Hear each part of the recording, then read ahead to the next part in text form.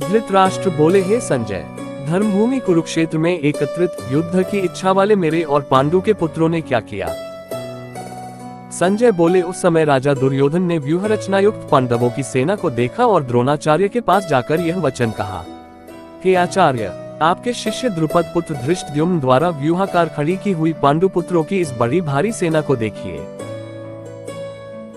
इस सेना में बड़े बड़े धनुषों वाले तथा युद्ध में भीम और अर्जुन के समान शूरवीर सात्यकी और विराट तथा महारथी राजा द्रुपद, धृष्टकेतु और चेकितान तथा बलवान काशीराज, पुरुजित, कुंतीभोज और मनुष्यों में श्रेष्ठ शाव्यक, पराक्रमी युधामन्यु तथा बलवान उत्तमौजा, सुभद्रा पुत्र अभिमन्यु एवं द्रौपदी के पांचों पुत्र, ये सभी महारथी हैं।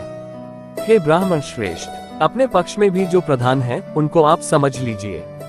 आपकी जानकारी के लिए मेरी सेना के जो सेनापति हैं, उनको बतलाता हूँ।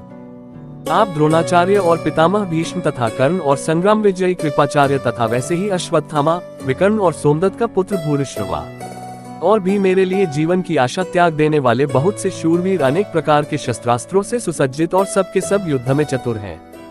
भीष्म पितामह द्वारा रक्षित हमारी वह सेना सब प्रकार से अजेय है और भीम द्वारा रक्षित इन लोगों की यह सेना जीतने में सुगम है।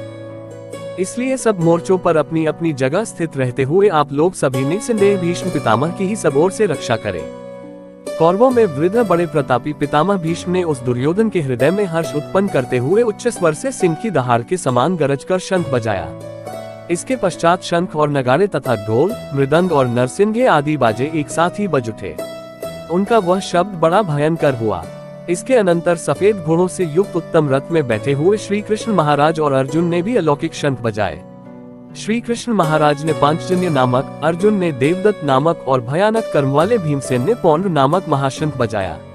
कुंती पुत्र राजा युधिष्ठिर ने अनंत विजय नामक और नकुल तथा सहदेव ने सुघोष और मणिपुष्पक नामक शंख बजाए। श्रेष्ठ धनुष वाले काशीराज और महारथी शिखंडी एवं धृष्टद्युम्न तथा राजा विराट और अजेय सात्यकी, राजा द्रुपद एवं द्रौपदी के पांचों पुत्र और बड़ी भुजा वाले सुभद्रा पुत्र अभिमन्यु, इन सभी ने हे सब ओर से अलग अलग शंख बजाए और उस भयानक शब्द ने आकाश और पृथ्वी को भी गुंजाते हुए धृतराष्ट्रों के अर्थात आपके पक्ष वालों के हृदय विदीर्ण कर दिए।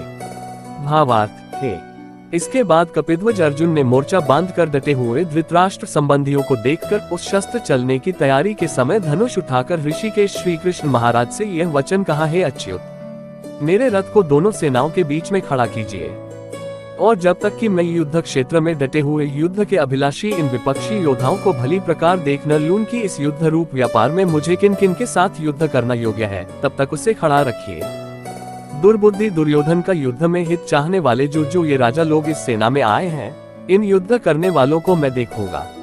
संजय बोले, हे धृतराष्ट्र, अर्जुन द्वारा कहे अनुसार महाराज श्री कृष्णचंद्र ने दोनों सेनाओं के बीच में भीष्म और द्रोणाचार्य के सामने तथा संपूर्ण राजाओं के सामने उत्तम रथ को खड़ा कर इस प्रकार कहा कि हे पार्थ, युद्ध के लिए जुटे हुए इन कौरवों को देख। इसके बाद पृथापुत्र अर्जुन ने उन दोनों ही सेनाओं में स्थित ताऊ चाचों को, दादों परदादों को, गुरुओं को, मामाओं को, भाइयों को, पुत्रों को, पौत्रों को तथा मित्रों को, ससुरों को और सुहृदों को भी देखा।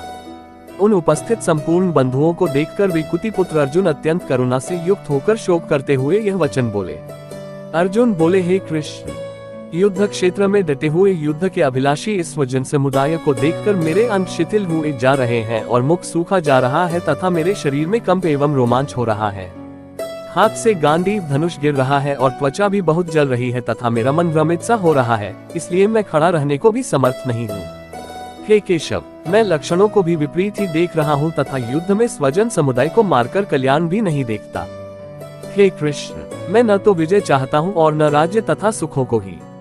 हे गोविंद, हमें ऐसे राज्य से क्या प्रयोजन है अथवा ऐसे भोगों से और जीवन से भी क्या लाभ है? हमें जिनके लिए राज्य, भोग और सुखादि अभीष्ट हैं, वे ही ये सब धन और जीवन की आशा को त्याग कर युद्ध में खड़े हैं।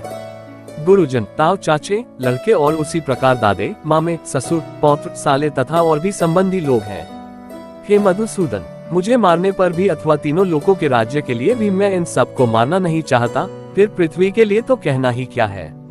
हे जनार्दन, धृतराष्ट्र के पुत्रों को मारकर हमें क्या प्रसन्नता होगी? इन आताइयों को मारकर तो हमें पाप ही लगेगा। अतएव हे माधव, अपने ही बांधव धृतराष्ट्र के पुत्रों को मारने के लिए हम योग्य नहीं हैं, क्योंकि अपने ही कुटुंब को मारकर हम कैसे सुखी होंगे। यद्यपि लोभ से भ्रष्टचित हुए ये लोग कुल के नाश से उत्पन्न दोष को और मित्रों से विरोध करने में पाप को नहीं देखते, तो भी हे जनार्दन, कुल के नाश से उत्पन्न दोष को जानने वाले हम लोगों को इस पाप से हटने के लिए क्यों नहीं विचार करना चाहिए। कुल के नाश से सनातन कुल धर्म नष्ट हो जाते हैं तथा धर्म का नाश हो जाने पर संपूर्ण कुल में पाप भी बहुत फैल जाता है। हे कृष्ण, पाप के अधिक बढ़ जाने से कुल की स्त्रियां अत्यंत दूषित हो जाती हैं और हे वार्षण्य, स्त्रियों के दूषित हो जाने पर वर्ण संकर उत्पन्न होता है। वर्ण संकर कुलघातियों को और कुल को नरक में ले जाने के लिए ही होता है। लुप्त हुई पिंड और जल की क्रिया वाले अर्थात श्राद्ध और तर्पण से वंचित इनके पितर लोग भी अधोगति को प्राप्त होते हैं। इन वर्ण संकर कारक दोषों से कुलघातियों के सनातन कुल धर्म और जाति धर्म नष्ट हो जाते हैं। हे जनार्दन, जिनका कुल धर्म नष्ट हो गया है, ऐसे मनुष्यों का अनिश्चित काल तक नरक में वास होता है, ऐसा हम सुनते आए हैं। हाँ शोक, हम लोग बुद्धिमान होकर भी महान पाप करने को तैयार हो गए हैं, जो राज्य और सुख के लोभ से स्वजनों को मारने के लिए उद्यत हो गए हैं। यदि मुझ शस्त्र रहित एवं सामना न करने वाले को शस्त्र हाथ में लिए हुए धृतराष्ट्र के पुत्र रण में मार डाले तो वह मारना भी मेरे लिए अधिक कल्याणकारक होगा। संजय बोले। रणभूमि में शोक से उद्विग्न मन वाले अर्जुन इस प्रकार कहकर बाण सहित धनुष को त्याग कर रथ के पिछले भाग में बैठ गए।